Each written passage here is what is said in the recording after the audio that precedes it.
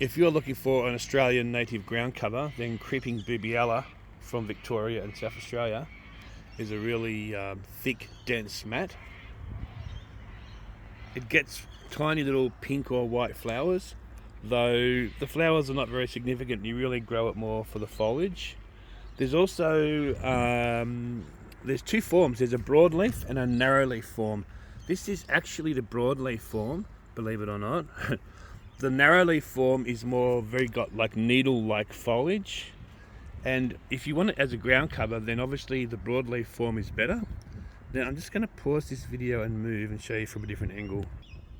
Okay, I'm back. Here it is. It's trailing over the edge of a retaining wall. I love to have plants do this, and what I've done here, see how I've cut this rock out, so I don't want it to completely cover the rocks because they're a nice feature. So I'm cutting bits of it out and letting it trail in between and down amongst the rocks.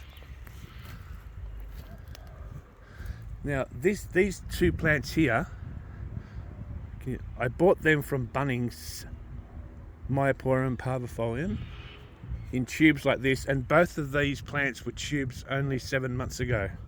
So they're really fast growing, but they need to have full sun if you want them to be this dense. And I've planted lots of shrubs and things here, so eventually it will probably become too shady for this to be a good dense mat. But in the meantime, it's really good for weed suppression, and it's actually quite beautiful.